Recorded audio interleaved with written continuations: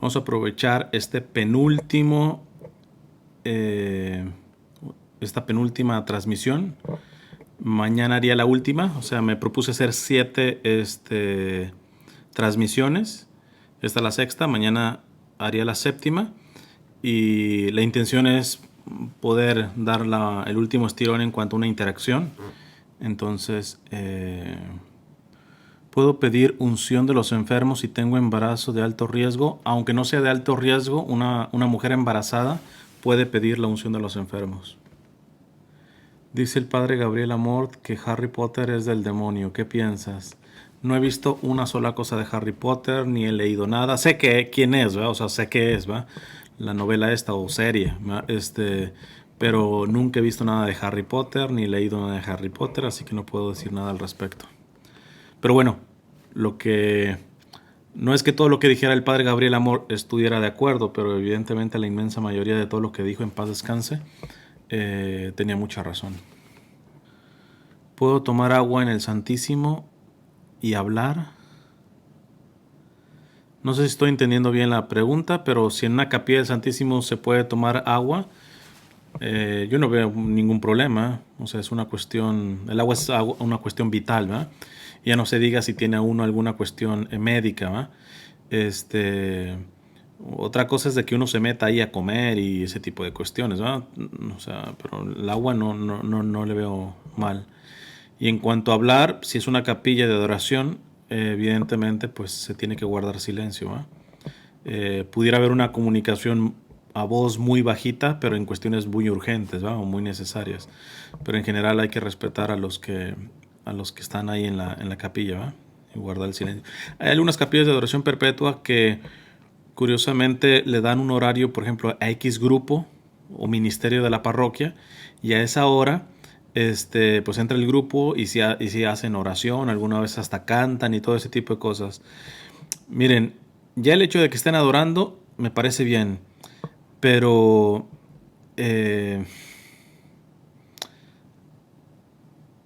si hay personas que llegaron a esa hora asumiendo que iban a tener silencio y no lo están teniendo, pues ahí sí encuentro un poco complicado. Además, que cuando hacen eso las parroquias, de que dan una hora X a tal grupo, no le tengan miedo grupos o ministerios a estar en silencio.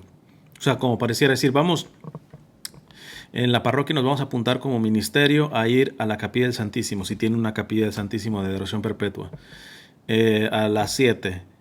O sea, la adoración no la ejercieron por estar cantando o por estar orando. O sea, si como ministerio esa hora la pasan en silencio, adorando en silencio, se ha cumplido la meta. Porque a veces uno cree, y desafortunadamente eso con las adoraciones al Santísimo pasa con bastante frecuencia. Uno cree que la adoración al Santísimo tiene sentido tanto cuanto hay música, tanto cuanto se está rezando, tanto cuanto inclusive hasta predicando, que esto ya lo decía el cardenal Arinze, que no es que esté prohibido predicar cuando está el Santísimo expuesto, pero sí la predicación debe ser breve.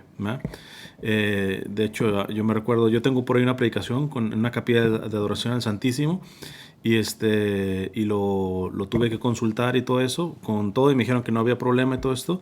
Yo le dije al grupo que no iba a dar las charlas como las doy, de una hora, hora 15, ¿verdad? Creo que fue como media hora nada más o menos de media hora. Entonces, o sea, los ministerios, los congresos, no está mal hacer oración vocal ni con música, pero muchas veces se ha distorsionado el verdadero signo de la adoración y llega el punto en donde los católicos, cuando van a una adoración al Santísimo, pareciera como que esa adoración al Santísimo no tiene sentido si no están cantando, si no están hablando. O sea, se le estamos dando una mala información y una mala formación al pueblo católico al respecto de esto, ¿eh? Y lo digo porque hay muchos congresos católicos y conciertos y todos y que llevan al Santísimo y todo esto.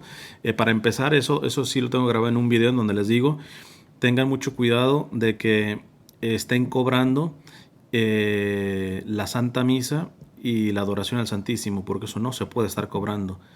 Oye, pero es que es el Congreso y todo eso. Bueno, pon el Congreso, pon la misa o la adoración al Santísimo al final y abre las puertas. Claro, si es una cuestión como aquí en Estados Unidos que son tan rígidos de que no pueden entrar tantos X, da cierto boletaje gratuito para que cierta gente pueda entrar a la adoración al Santísimo, porque a veces se comercia, ¿va? O sea, el Congreso y va a haber adoración al Santísimo y desde cuándo la adoración al Santísimo se cobra. Y va a haber misa de sanación y desde cuándo se cobra la misa. Tengan mucho cuidado también los ministerios y grupos que hacen congresos y todo eso, en que consciente o inconscientemente estén lucrando con una cosa que nunca se puede estar lucrando, que es con la adoración al Santísimo y la Santa Misa. Y termino nuevamente la idea con lo mismo, y tengan cuidado en estar promoviendo adoraciones al Santísimo en donde todo hay menos silencio, todo menos, no se le enseña a la gente a entrar en esta adoración silenciosa, que tanto el Papa Francisco, me recuerdo un mensaje que dio en su visita a Colombia, que les dijo, está muy bien la alabanza, la oración de petición, de intercesión y todo eso, dice, pero que el Papa dice, pero me preocupa que cada vez el pueblo no sepa callarse y adorar en silencio. Entonces hay que ver esa parte. ¿Eh? Pero bueno, voy a una tarjetita más y ahorita me paso el chat para los de Android. ¿Okay? ¿Es malo sentir perturbación cuando asisto a una invocación del don de lengua? Es que para comenzar hay que medir muy bien esto del don de lenguas, porque como diría Martín Valverde, hay algunos que presumen que tienen el don de lenguas y más bien tienen una lengua que es un don. ¿Verdad? O sea, hablan lenguas en el grupo de oración y después los ves calumniando y chismeando. ¿Verdad? Entonces tú dices como que no hacen match, no hay esa conexión, ¿verdad? Que Dios ande dando ese tipo de dones a gente chismosa y calumniadora. Eh, Hay un video hablando de la renovación carismática con Fray Nelson en mi canal. Yo te recomendaría que vieras eso. Él habla sobre, si no mal recuerdo, tocamos ese tema del don de lenguas para manejarnos con prudencia al respecto de esto. ¿Ah? Porque ciertamente puede haber cosas en donde pues la perturbación venga precisamente porque no es don de lengua o porque es mera sugestión de las personas o nada quita de que también venga del maligno. Entonces, chécate ese video que de entrevista sobre la renovación carismática. Pon Fray Nelson, renovación carismática, Cristian Huerta y te tiene que salir. ¿Tienes alguna advocación mariana de predilección? Bueno, primero para aquellos que no sepan, sobre todo porque pues, chance puede haber algún protestante que está acá y que siempre nos calumnian de que tenemos muchas vírgenes. No, nosotros no tenemos muchas vírgenes, solamente existe una. Bueno, vírgenes en cuanto corporalmente, sí hay muchas santas que fueron vírgenes, pero Virgen María solamente es una. Simplemente que Guadalupe, Lourdes, Fátima, todo eso son advocaciones. Y yo personalmente, pues evidentemente por ser mexicano, por su unión muy particular que tuvo en la persecución del gobierno mexicano a la Iglesia Católica en el siglo pasado, lo que le llamamos la Guerra Cristera, en donde la mayoría de mártires y santos son de mi región, de Jalisco, pues la Virgen de Guadalupe es fundamental, ¿no? Fundamental. O sea, el grito era Viva Cristo Rey y Santa María de Guadalupe. ¿Eh? Entonces, la advocación de la Virgen de Guadalupe, además que cada vez que profundizo en el misterio propiamente de la Virgen, en lo real, porque también tengo otro video en donde les digo que muchos entramos en sensacionalismos que no hacen bien a la devoción. Al contrario, lo que terminamos haciendo es que se burlen de nuestra Madre Santísima. Que la Virgen de Guadalupe tiene temperatura, falso. Que se le escuche el latido del corazón, falso. O sea, por ejemplo, lo de los ojos, verdadero.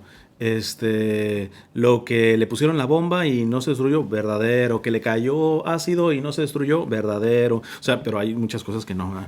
Entonces, pero bueno, la Virgen, si me preguntaran de advocaciones favoritas, es Nuestra Señora de Guadalupe y mi ministerio misionero lo tengo consagrado a Nuestra Señora de Sheshan, que es la advocación de la Virgen María de China.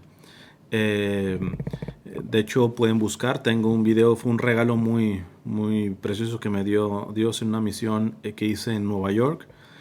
En un día libre que me tocó, fui a visitar a una amiga china, China de, no rizada, sino que China, o sea, de China, del país de China. Este, y ella no es creyente y todo eso, la conocí en unas clases de inglés acá en California, pero luego ya se mudó para allá.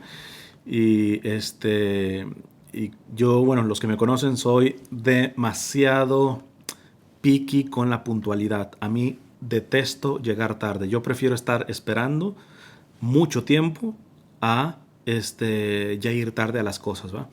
Entonces, pues me fui con tiempo, porque de la parte de Nueva York donde estaba a donde estaba ella estaba bastante retirado, y busqué llegar temprano para poder ir a misa, y cuando llegué a la parroquia que está cercana a su casa, evidentemente yo no le invité, ella no es creyente, pero estaban promocionando una peregrinación con Nuestra Señora de Sheshan, era una comunidad china ahí, y me tocó participar. Pueden buscar Nuestra Señora de Sheshan, así Shan, Sheshan, Cristian Huerta, y van a ver el video porque grabé en la procesión y todo eso.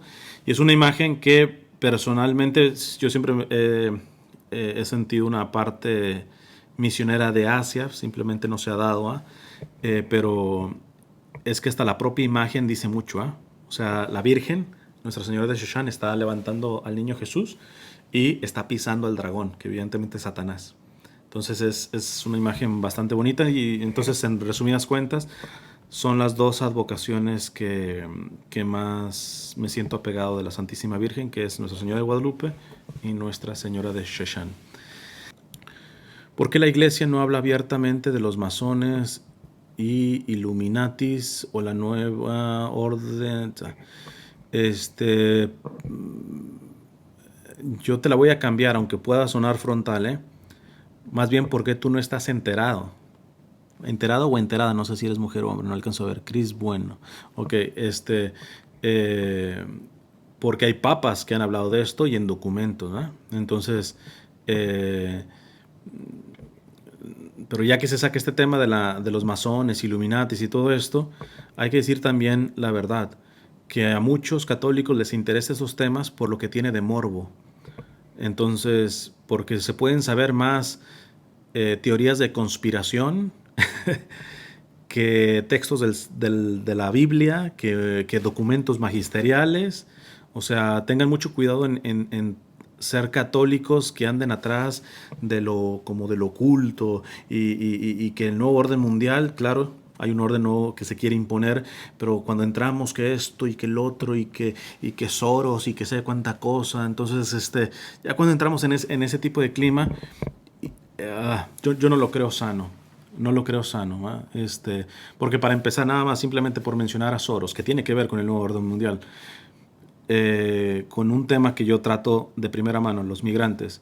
Es que Soros está moviendo los migrantes para cambiar las culturas de Europa y todo eso.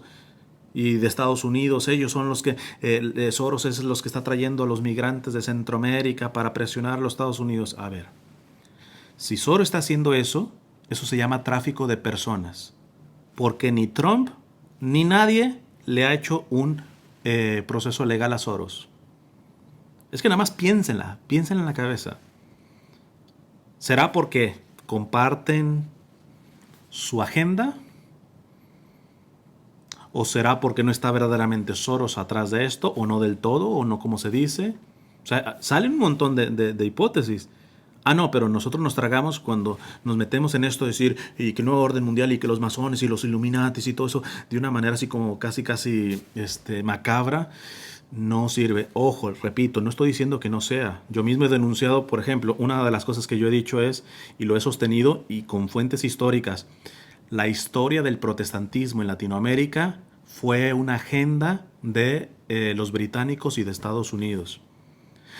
Dado que Latinoamérica, su identidad es católica e hispana, en México, por ejemplo, se hizo la persecución y vieron que no tiraron la fe, al contrario, le volvieron más fuerte. Entonces empezó el plan y estuvieron los masones de Estados Unidos que empezaron a infiltrar sectas protestantes a México. Y esto, las fuentes históricas, tengo por ahí algunos videos en donde hablo de esto, le estoy dando fuentes históricas de historiadores que inclusive son anticatólicos, pero que son lo mínimo maduros y responsables para reconocer que los que metieron el protestantismo a México fueron masones, también extremistas, el Ku Klux Klan, toda esta línea nacionalista de los Estados Unidos. ¿Por qué? Porque sabe que si rompían la parte de la fe católica iban a fragmentar la identidad de Latinoamérica. De hecho, un expresidente, el de Uruguay, Pepe Mujica, que es ateo, él me encanta porque, pues ateo, pero reconoce que dice que la única manera de unir de lo que nos une en Latinoamérica es reconocer lo que tenemos en común. Y él dice que es el español, la lengua, y la Iglesia Católica. Y lo dice un ateo, ¿eh? Y él dice, yo como ateo no puedo creer, pero tengo que reconocer que la identidad de Latinoamérica es hispana y es católica. Y durante todo este tiempo lo que han querido es pegarle a estas dos bases, porque ahí está nuestra identidad como pueblos latinoamericanos, ¿verdad? Entonces, no digo que no estén los masones, Illuminati y todo ese tipo de cosas, pero tengan mucho cuidado en meterse en esto y nada más estar leyendo de ese tipo de cosas y meterse. ¿Y por qué la iglesia no habla abiertamente de esto? Hay documentos, nuevamente. Otra cosa es que usted no sepa, ¿verdad? O que no los haya leído. Pero ya desde como plantea la pregunta, no digo que sea usted de estas personas que digo que se meten en cuestiones medias turbias con estos temas, pero yo no me huele bien, porque fíjese cómo comienza usted, viene culpando a la iglesia, cuando la iglesia, para empezar, sí tiene documentación y hablando de esto. Entonces, ya cuando vean que ya desde arranque ya vienen con así como con el cuchillo entre los dientes, a mí, en el tema que sea liturgia, de lo que sea, a mí ya no me huele bien que, o sea, me deja ver como que hay un cierto tipo de fanatismo o un posible fanatismo, ¿eh? Entonces, pero bueno, vamos ahora al chat. Un sacerdote podría ser nacionalista, nos abarcaríamos mucho, pero es que tendríamos que definir qué es nacionalismo, si estamos hablando de un nacionalismo en el sentido clásico o en el sentido moderno actual, ¿verdad? O sea, por ejemplo, en el sentido moderno yo no creo en los nacionalismos, ¿verdad? O sea, no, ni la iglesia, estrictamente hablando, ¿eh?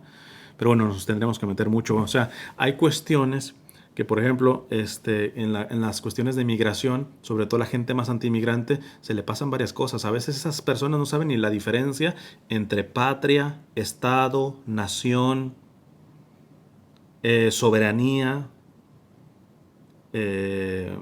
derecho internacional. O sea, hay varias cuestiones que nomás se habla porque se habla, ¿eh? Pero de hecho, ahorita me estoy acordando ayer que iba manejando, estaba escuchando una conferencia de Monseñor Agrelo, el arzobispo, ex arzobispo de Tánger, él ya está retirado, que dice que una vez fuera de misa se le acercó una persona y le dijo, Monseñor, realmente me ha gustado cómo defendió a los migrantes en su discurso, ¿eh? Pero tengo que preguntarle, ¿y usted cuál es la solución? ¿De soluciones? O sea, entiendo que tenga que defender a los migrantes de las tragedias que pasan, pero ¿cuál es la solución? ¿Dejarlos entrar a todos o qué? O sea, ¿cuál es la solución? Y me encantó la respuesta de Monseñor Agrelo. Mira, dice, yo no tengo soluciones. Yo soy un obispo católico que como católico el Señor me pide amar. Punto. Las soluciones las tenemos que dar desde raíz porque están saliendo, no solamente a ver qué hacemos, los dejamos pasar o no los dejamos pasar. Empezar desde las raíces y eso, los estados y los políticos y todo eso.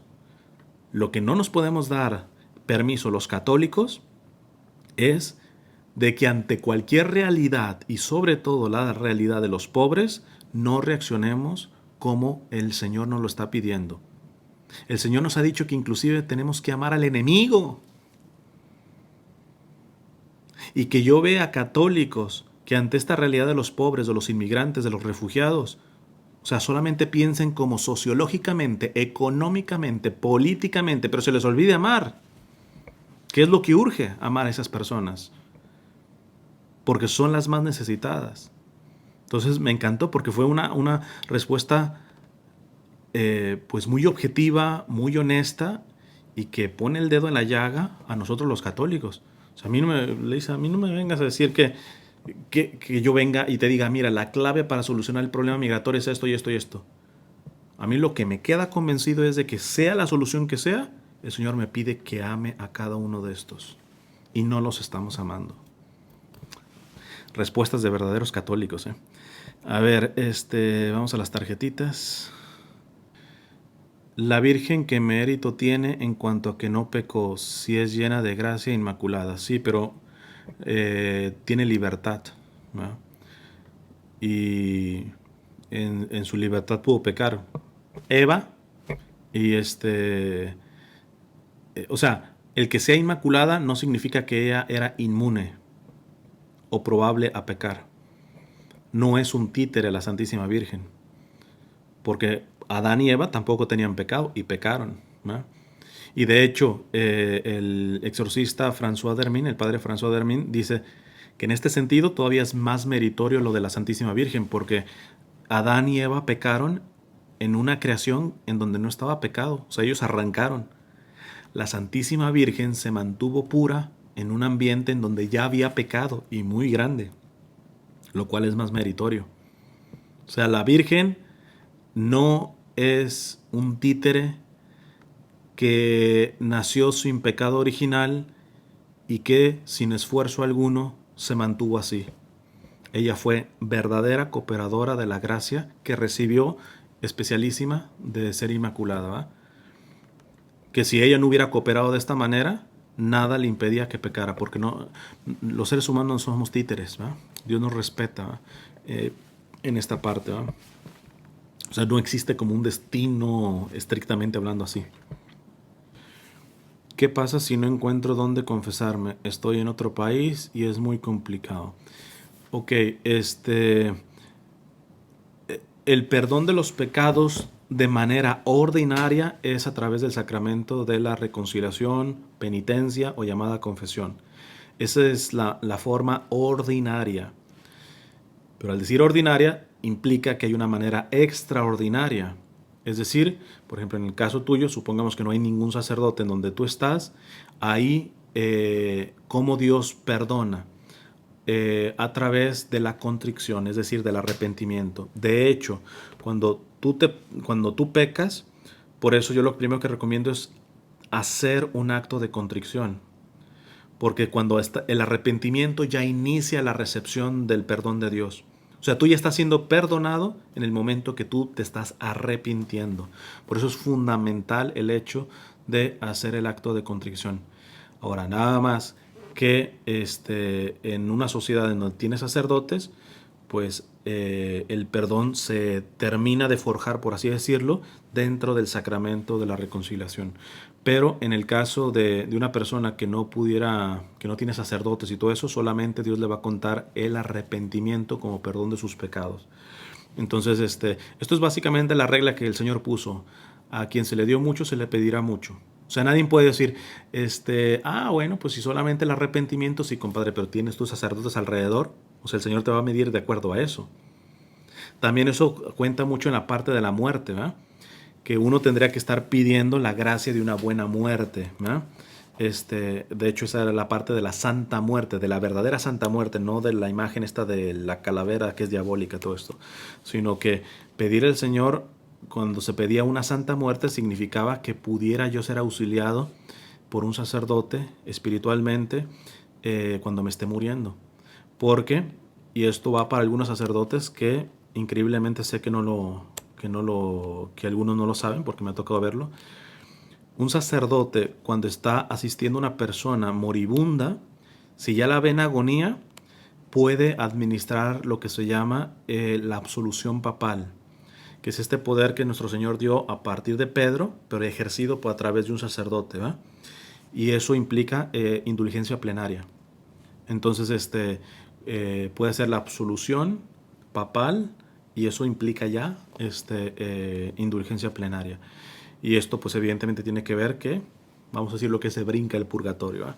Entonces, también la contrición perfecta perdona el pecado y la consecuencia del pecado, porque esa es la parte que nosotros dividimos. Los protestantes a veces nos calumnian. Es que ustedes creen que haya 3 lugares y todo eso, que el purgatorio es una segunda oportunidad. No sean babas, investiguen. La Iglesia Católica nunca ha creído que el purgatorio es una segunda oportunidad.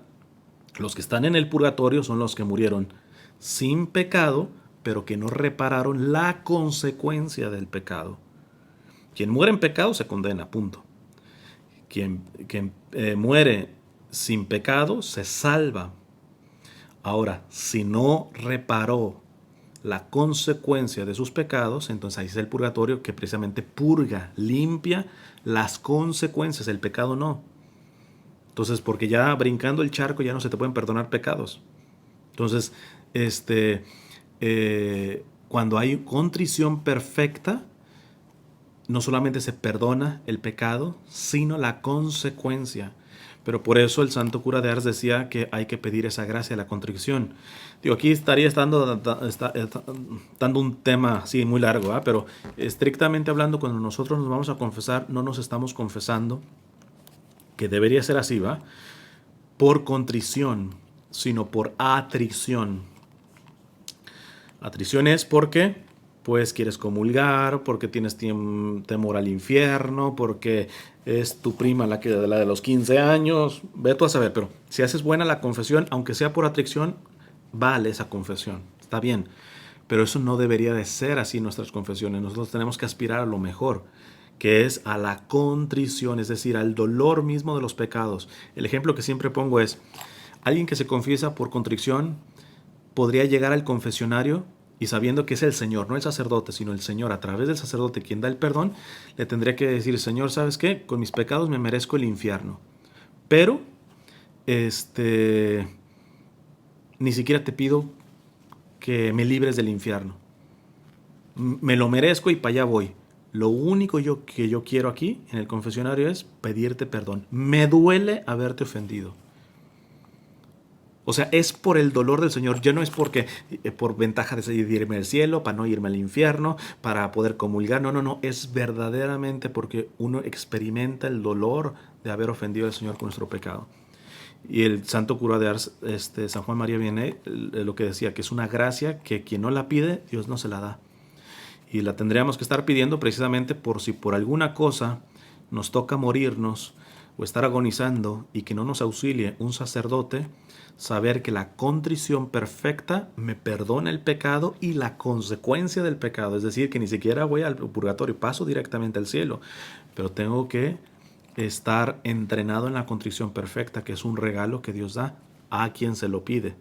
Si no, pues nos seguiremos confesando por atrición. Vale, está muy bien, o sea, no, es válida mientras se haga bien la contrición, pero pues no maduraremos espiritualmente, ¿verdad?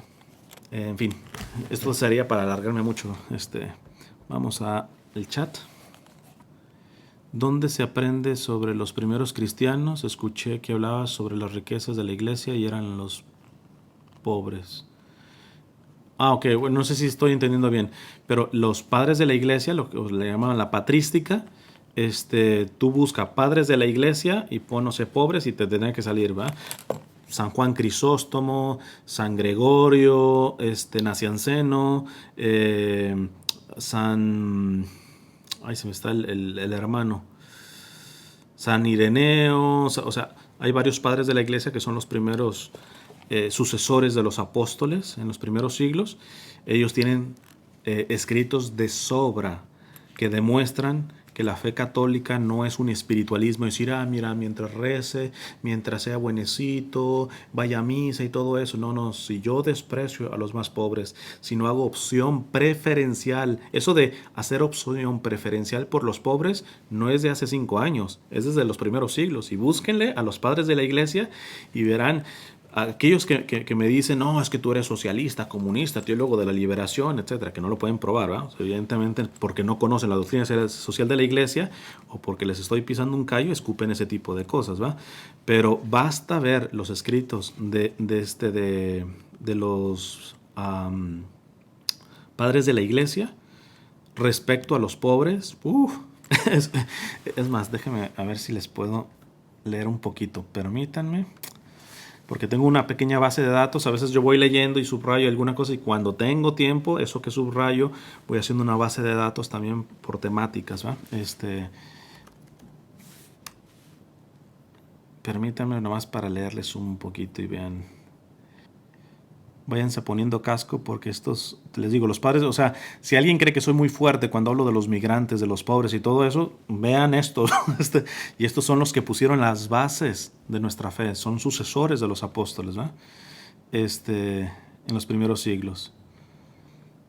Frases para que vean lo fundamental. No es de que, yo soy católico, de los que sí me preocupo de la doctrina social de la iglesia y todo eso. O sea, como si fuera un souvenir, ¿verdad? Y hay otros que son también muy católicos de otra cosa. Esto no se va a medir. Tan urgente y tan importante es esto de dar la opción preferencial por los pobres, que el mismo Señor pone esa condición al juicio final. O sea, el protocolo por lo que vamos a ser juzgados, Mateo 25. Váyanse malditos de mi Padre, al fuego eterno, que es reservado al maligno y sus servidores, porque tuve hambre y no me dices de comer, tuve sed. O sea, esto no es un souvenir, esto no es una cuestión de que, bueno, tú puedes ser católico sin esto. No se puede, no se puede. Y algunos se creen ya católicos, porque van a misa o porque van hasta la misa de latín y saben la doctrina y todo eso. Compadre, cuando entres en este filtro, más te vale que ya vayas preparado, ¿eh? Y eso lo entendieron los primeros cristianos desde el principio. ¿Saben qué? Mejor voy a buscar por los autores. A ver, San Basilio Magno. Mira, San Basilio Magno, que es uno de los padres de la iglesia. ¿Cuántos preceptos desprecias cuando te tapas los oídos con tu avaricia? Conoces una sola palabra: no tengo, no doy. Yo también soy pobre. Y es verdad, eres pobre, necesitado de obra buena, pobre de amor al prójimo, pobre de fe en Dios, pobre de esperanza en la eternidad. Así hablaban los primeros cristianos, Otra de San Basilio Magno. El pan que te sobra pertenece al hambriento. Pero si yo lo compré es propiedad privada, porque ahorita hay tanto católico que es que las fronteras es propiedad privada, que mi pan y que todo esto, y no que vengan los migrantes a que me lo quiten y todo eso. El pan que te sobra pertenece al hambriento, aunque lo hayas ganado con tu propio sudor. Dios te va a pedir cuentas de eso, porque nuestro es solamente lo necesario. Lo que tienes por encima de lo necesario lo puedes tener, pero ya eres administrador de eso. Se te va a pedir cuentas de cómo usaste eso. El pan que te sobra pertenece al hambriento. La ropa que guardas en tu ropero pertenece al desnudo. Los zapatos que se pudren en tu casa son del descalzo. El dinero que tienes enterrado pertenece al necesitado. ¿Estás haciendo injusticia a todos los hombres que puedes ayudar? San Basilio Magno, padre de la iglesia de los primeros siglos. Déjenme darles un par más. A ver, otro padre de la iglesia. San Gregorio de Niza, fíjate. Si hacemos vivir bajo nuestro mismo techo los cerdos y los perros, si el cazador muchas veces permite a sus perros subir a su propia cama, si el agricultor saluda a su ternero dándole un beso, y esto todavía no es mucho, sino que el viajero lava las patas del asno con sus propias manos, y también le limpia el estiércol, y le prepara el lugar para dormir, ¿consideramos menos dignos de amor a nuestros semejantes que son de nuestra misma especie? Así hablaban los primeros cristianos, San Gregorio de Niza. No voy a decir nombres, pero yo conocí un sacerdote antiinmigrante de lo más rampante, por ser sobre todo muy adorador de Donald Trump. Pero ese sacerdote, la manera como trataba a su perro, Dios mío. O sea, te da asco decir cómo cuida tanto a su perro y le viene valiendo. Y no, es que son invasores y que... Dios mío, o sea... Y son padres de la iglesia. Esta es la tradición de los primeros siglos cristiana, ¿va? Otra de San Gregorio de Niza. Tú dirás, yo también soy pobre, lo acepto, pero da de lo que tienes, porque Dios no te pide que des por encima de tus fuerzas. Tú darás un pan, otro un vaso de vino, aquel una ropa, así con la contribución de muchos se aliviará la calamidad de uno. ¿No ves que la pequeña moneda de la viuda superó los dones de los ricos? Eso fue porque ella dio todo lo que tenía, aunque era muy poco. San Gregorio de Niza. Ah, mira, esta me encanta, esta yo las he dicho, bueno, mucho de esto yo ya lo he dicho en charlas y todo eso. San Gregorio Magno, padre de la iglesia, doctor de la iglesia. Ojo, ¿qué pasa si un pobre es reprensible? No sé, es pobre por flojo o por lo que sea. Ojo, el pobre cuando es reprensible debe ser corregido, pero nunca despreciado, que es lo que hacen muchos. Si el pobre es reprensible, hay que reprenderlo, hay que corregirlo, pero no despreciado. Si no tiene de qué ser reprendido, entonces debe ser venerado como intercesor. ¿Por qué? Porque Jesús está ahí en el pobre, por eso tiene que ser venerado. Por eso cuando se acerca un pobre, un homeless o lo que sea, si yo no sé que hay algo que corregirle a él y yo asumo, no, es que está así por drogadicto, porque todo eso, uy, Dios mío, el juicio que te va a tocar. Porque si le estás errando, si te estás equivocando, Dios mío, vas a tener que dar cuentas de ese juicio que hiciste a ese que de por sí estaba sufriendo, a ese que en su carne está presente el Señor de manera mística, vas a tener que dar cuentas de eso. Porque no solamente no tendrías que haberlo ni corregido ni despreciado. Despreciado nunca, aunque fuera culpable. Pero ni siquiera corregido. Lo tendrías que haber venerado y ya le lanzaste un juiciote. No es que seguramente es drogadicto o es un flojonazo que mantenido, etc. Cuidado, hermanos, cuidado. Y no estoy diciendo cosas de Cristian Huerta, padres de la iglesia. El pobre cuando es reprensible debe ser corregido, pero no despreciado. Si no tiene de qué ser reprendido, entonces debe ser venerado como intercesor. Pero en realidad hay muchos de los que no sabemos de los que no sabemos qué merecen. En este caso, recuerda que todos deben ser respetados y que es mayor la obligación de ponerlo por encima de ti cuando menos es lo que sabes de él. Entre menos sepas de él, más por encima de ti lo tienes que poner, ¿no? Una más, ya entro otra vez a las preguntitas. También, San Gregorio Magno. Cuando damos las cosas, esta está muy buena, por aquellos que dicen, no, yo sí ayudo a los pobres, ¿verdad? Y le crece el pecho de paloma, ¿va? Y hasta se toma fotografías, que vean el video donde yo digo, no está mal el hecho de tomar fotografías, ¿va? Pero en ciertos contextos, porque hay gente que se toma las fotografías por vanidad. Muchos se toman fotografías cuando están ayudando a los pobres y ni siquiera le están preguntando a los pobres y quizá ese pobre no quiere salir públicamente, de por sí está siendo humillado por la pobreza y ahí tú tomándole fotografías, ¿verdad? O sea, vean un video donde yo hablo sobre este tipo de cosas, ¿verdad? Pero bueno, para aquellos que se creen que sí, no es que yo sí ayudo al pobre y todo eso, pero como más como pecho de paloma, fíjate, dice San Gregorio Magno, cuando damos las cosas necesarias a los pobres, no les estamos dando generosamente lo que es nuestro, sino que les devolvemos lo que les pertenece. Estamos pagando una deuda de justicia y no haciendo una obra de misericordia. San Gregorio Magno, padre de la iglesia, de los primeros siglos de la iglesia. O sea, cuando yo tengo caridad para con el pobre, es el pobre el que me está dando el privilegio. Yo no soy el buenecito que va y lo ayuda. No estoy haciendo una obra de misericordia estrictamente hablando, sino una obra de justicia. Le estoy dando lo que es de él. Que simplemente por la providencia de Dios me llegó a mí en un excedente, por ejemplo. Porque repito, la regla es, el católico tiene que vivir con lo necesario. Claro, lo necesario depende de diferentes vocaciones. Necesario para un diseñador gráfico es tener una computadora. Alguien que tiene una computadora buenísima, nomás para entrar en Facebook, me parece que ya tendría que analizar su conciencia, ¿va? Entonces hay que ver que lo necesario depende de cada caso. Pero cuando tenemos más de lo necesario, lo podemos tener, pero sepamos que somos administradores de eso. Dios nos va a pedir cuentas sobre eso. Recientemente publiqué un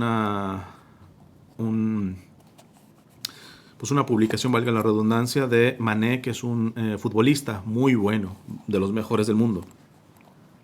Y es un africano que él personalmente, digo, vive bien, ¿verdad? Pero nunca se quiere dar lujos que otros futbolistas, pues cuando les llegan las millonadas y las millonadas y las millonadas, él dice que no puede él querer darse lujos cuando sabe cómo están viviendo su gente en África.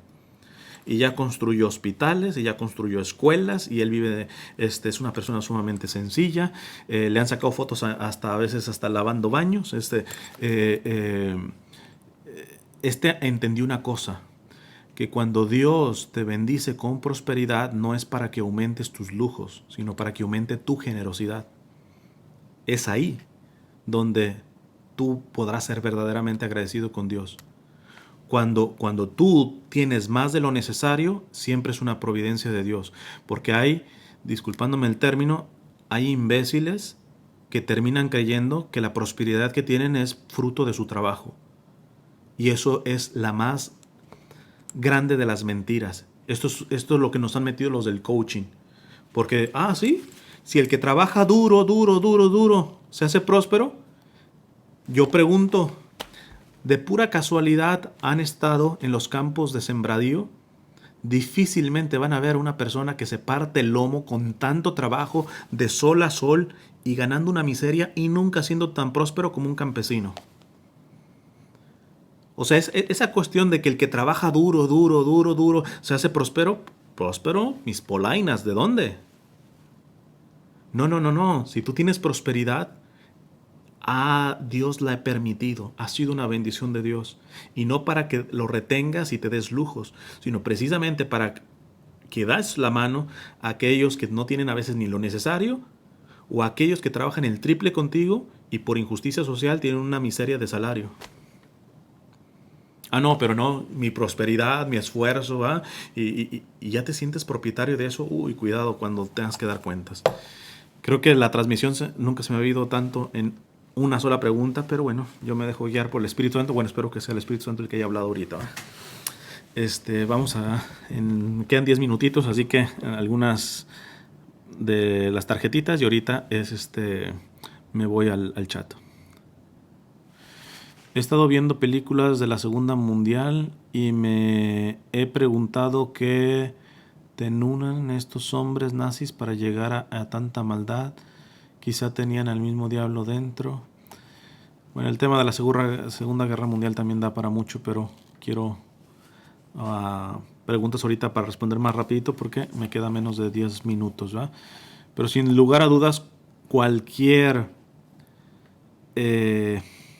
violencia cruel, injustificada, porque no toda violencia es injustificada, sin lugar a dudas, directa o indirectamente, ahí está el príncipe de las tinieblas, ¿no? O sea, cuando no ves la dignidad de tu hermano, sea quien sea, ya ahí la cosa no va tan bien, ¿no? ¿Qué son los libros apócrifos? Son libros antiguos que pueden estar como empatados en fechas con los libros revelados, es decir, los que están en la Biblia. Y algunos hablan de la vida de Jesús, algunos se les llama evangelios, pero evangelios apócrifos porque son no válidos, no son falsos, ¿verdad? La mayoría de ellos pecan de los extremos, ¿verdad?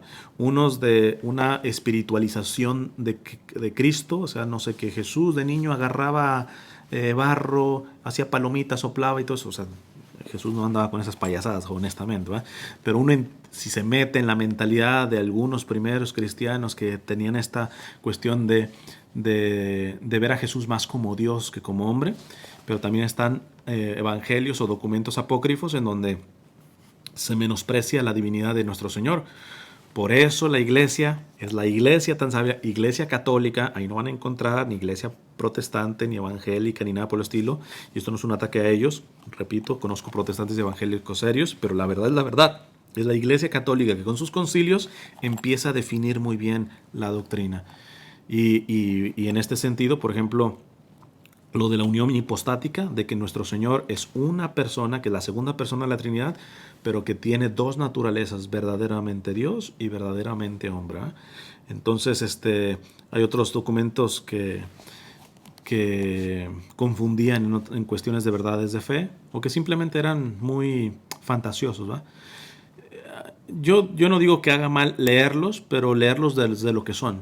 Son libros antiguos, algunos con intenciones un poco manipuladoras, pero pues mejor métanse a los libros revelados, que son los que están en la Biblia, ¿eh?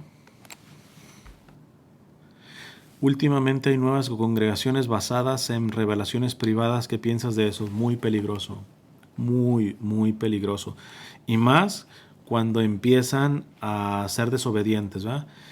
De hecho, he visto varios católicos metidos en iniciativas de estos y ni se están dando cuenta de que ni siquiera están aprobados por la diócesis a la que pertenecen, ¿verdad? O sea, que están fuera.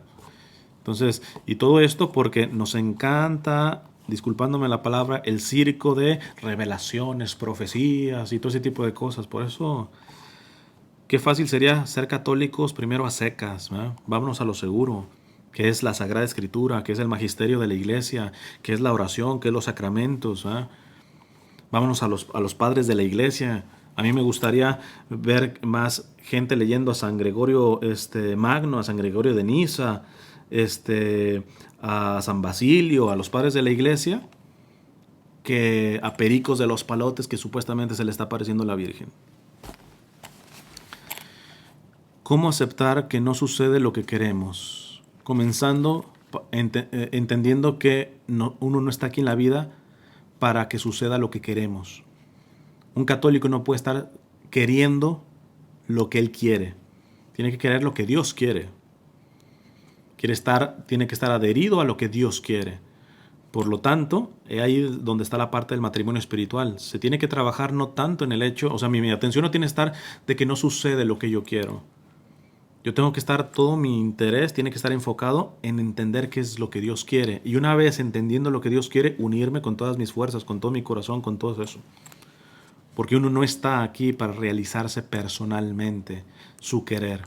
No, uno está aquí para realizar el querer de Dios, que es el único que realmente da felicidad en el amplio sentido de la palabra. O sea, como siempre les digo, o sea, nadie le da clases de felicidad a quien inventó la felicidad. O sea, yo puedo hacer mi plan de felicidad o esperar lo que suceda y todo eso, pero ¿quién lo está organizando eso? ¿Una mentecita así de este tamaño como la mía? Cuando yo la mido con la mentalidad de Dios, que es toda poderosa y todo eso, es que hasta nos vemos ridículos buscando nuestros ideales personales. O sea, tendríamos que estar más buscando los de Dios y una vez que nos lo vaya mostrando, adherirnos. Ya me salió el aviso de aquí que queda 2 minutos, así que disculpen que ahora no respondí tantas, sobre todo con esto de los padres de la iglesia, pero creo que por algo providencial, dado que esta es la penúltima transmisión, tenía que haber dicho esto, por algo, ¿verdad? Que Dios les bendiga.